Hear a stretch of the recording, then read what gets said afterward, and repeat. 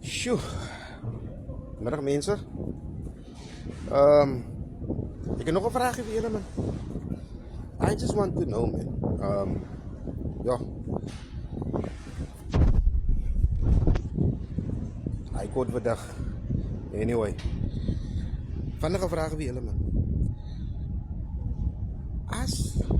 As een man, hè. Trouw samen vrouw. Samen vrouw, mens. Wel, ik ben net geweten, man. Kijk je, as hy nou trouw saam 'n vrou mens, né?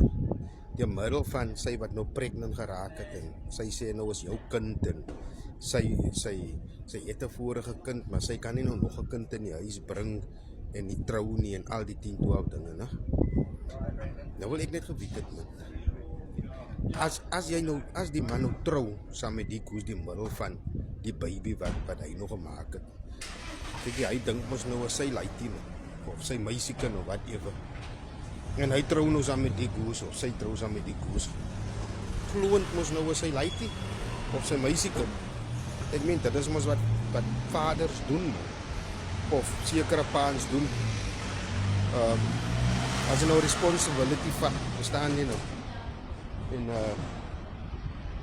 maar nou meen ek nou nie as aan ander ouens wat die sê nie dieselfde ding doen nie responsibility vat nie. Hulle het mos nou hulle redes. Maar in die instansie, I just want to know, man. Na jare aan getrouwd wees aan die koers nou, kinders groot maak en kind groot maak, whatever. En julle gaan nou skei nou, julle gaan nou uit mekaar uit.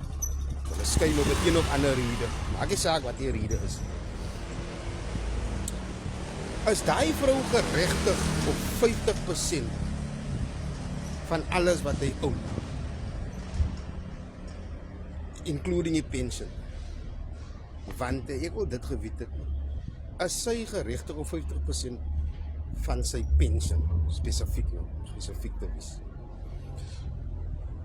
As hy nou uitvind dat die kind is nie syne nie, as hy nie is die paas van die kind nie, onthou hy het getrou deur middel van sy was pregnant en hy wil die regte ding doen.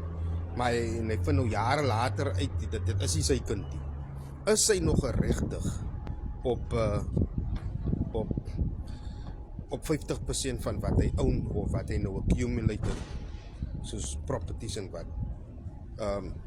As hy nou uitvind dat die kind was in die eerste plek nie syne nie.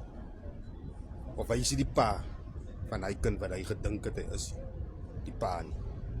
Ek wil net dit geweet het. Of sy kan 50% claim van 'n spesialiste pensioen. Laat weet my.